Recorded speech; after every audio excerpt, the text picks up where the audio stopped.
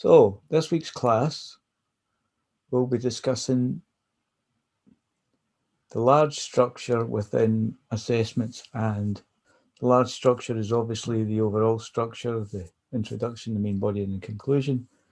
This is really important, arguably, that both the introduction and the conclusion are mostly constructed from what was written in the main body. This is important because that means you write them last. So that maybe sound counterintuitive, but if you write them last, you construct them from what you've already written and they make more sense, they'll be more accurate. It's the way to go. I mean, I think people are tempted to write the introduction first, and then they work from the introduction and they try and construct their essay. But as I seem to remember, your essay changes as you write it. So when you try and do an introduction first and then everything that follows, you find you just keep going back and changing your introduction anyway. So leave it to the end. Have a plan by all means. Have an idea of what you're writing out, but don't be tempted to put it in as an introduction. So let's look at the introduction. What's its purpose? Why do we write an introduction? And I think unless you've read an essay without an introduction, it's difficult to understand why. Having read several essays without introductions, it's amazing how useful an introduction is to lead the person in, let them know what's going on, setting it up for them. So they're with you. So it's part of the thing that you guide the reader through your written work. There's a certain amount of, metaphorically, you take them by the hand and you lead them through saying, this is what it's going to be about. Let's look at the first part. This is the first part. Right. These are the main parts. This is us finished the first part. We're now going to move on to the second part. In subtle ways, you can convey that navigation to somebody who's reading your work. So it's important you do that. So this part is saying, it's letting you know what's coming up. It has 3 parts, which we're going to discuss. The purpose of the assessment, how it's structured, and what its content is. So why are you doing this? And let us know how it's working so that we can move along and follow you as you, and be prepared for everything that follows. No surprises, I think. So when we talk about the purpose, we're going back to the question I've used before. So you're kind of familiar with this question, which is why I use it. Critically evaluate the direct and indirect effects of Donald Trump's executive order number 13769. And below that, so that's the question that was given. And this is what I furnished as the purpose part of the introduction, the first part, the purpose. February 2017 saw the introduction of Donald Trump's executive order 13769. This essay will critically evaluate the order's direct effects on the people travelling to the US and the indirect social and political effects on everyone else that had to put up with it. Now, as you can see, critically evaluate appears somewhere.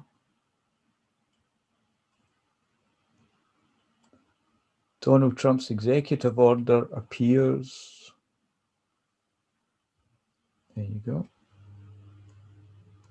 That's there. And direct and indirect effects are there. So the elements of the question have been echoed, repeated, indirect effects. Everything's there, but I've added other bits now. The extra detail I've added comes from what I've written in the essay. And, depending on what you have, you can maybe bulk that up, but you still have to say, you'd absolutely have to say what you're going to do. But once you've written the essay, you know what you've done, so you can add detail. And as I've said, people traveling and social and political. That's extra detail I've put in. But you certainly have to rephrase the question. That's the basic task you're doing, rephrasing the question in a way that lets you know. So then we come to the structure and content. And as you can see, there are 2 halves of the one, or 2 parts of the one sentence. So and immediately I want to say part, section, and finally are choices you make. So if you see the first part of something to say this is structure-wise the first part, then you see the second part, the third part. If you decided to use section, then you would say the first section, the second section, the third section. So you would keep them together. You wouldn't, right? And then if you're using finally, that's because you've said firstly, secondly, thirdly, finally. So all I'm saying is if you use firstly, secondly, always use that. If you use the first part, the second, always use part. And if you use section, always use section. Don't say the first part, this, the second section, thirdly. It's like you wouldn't have a list and you would say, first, we're going to do this. First, B, we're going to do this. X is going to be, you would keep it the same so everybody understood. Right. Moving on to the second part of that, then you just explain what you're going to do in reasonably brief terms. So we're going to discuss the background to Donald Trump's blah, blah, blah, whatever. Okay. The second part will explain the factors involved in whatever it is, the thing of the doodah, whatever. And then, finally, the policy introduced to tackle this issue will be evaluated. If that's what you're doing, just whatever you're doing. So that's you laying it out. So you've got your purpose before, and then you'll have these in as well. And that will bring together your introduction because it's expected. I think I don't want to go into too much to academic expectations, but there's a reason for this. I will talk about that in the conclusion, which is coming up next, because by example, it seems to be people have more issues with the conclusion than they do the introduction. So let's look at the conclusion. So conclusion. Good thing is it's similar to the introduction. Yeah. So in certain ways, it will mimic or be, similar to, maybe rewritten slightly, but it uses the past tense. So if you at the start in the introduction, you said this essay will. So now you've finished your essay, you've finished the main body, your conclusion starts with this essay has. And then the next bit is it will include what you've found out because you've been posed a question and you've answered that question or addressed that question in the main body. So that's the other thing you have to include. Hence, that's why it's called the conclusion. What did you find out? And very importantly, the conclusion itself has nothing new. You have nothing in the conclusion that is only in the conclusion. And I'm saying this because, again, I'm just pointing out the mistakes I made as an undergrad when I used to drop in stuff where I'd do a whole thing and then I'd say, and I'm just doing my conclusion. I go, oh, there was recently a report that said this, that, and the next thing in the conclusion. And people said, no, you don't put that in the conclusion. You put that in the main body and then you refer to it in the conclusion. So that's really important. Nothing new.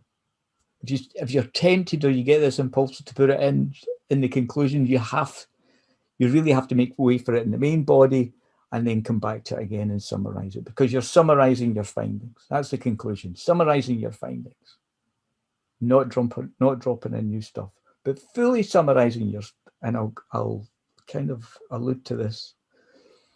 So you'll have those similar statements to what you had in your introduction. So you're saying this essay will discuss the factors affecting.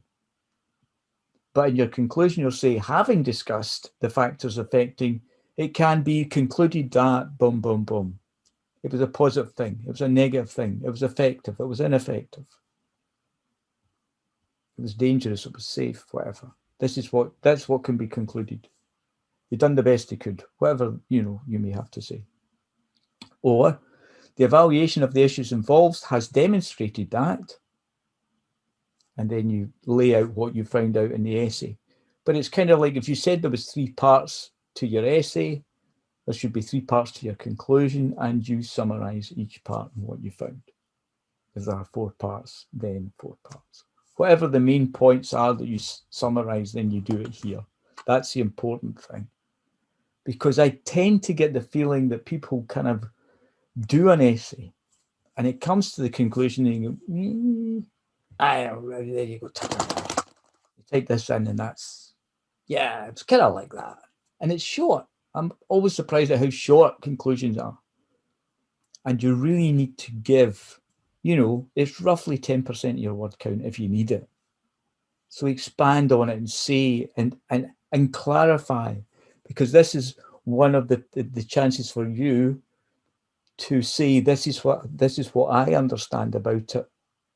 Not by using the word I, but this is your understanding when you say, well, there was lots of issues with it when it started, but they made changes and improved it or whatever, or it was a disaster you wouldn't say disaster, but it was problematic from the day it started.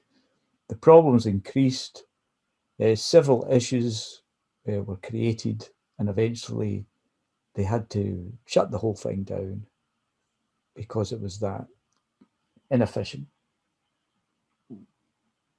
You sum up, because you'll get marks for that. Again, a conclusion that summarizes pretty much in your words there's not really the need for references either in the introduction or in the conclusion, because if and because you are saying, this is what I'm going to do, I'm going to evaluate, I'm going to look at this, I'm going to do this.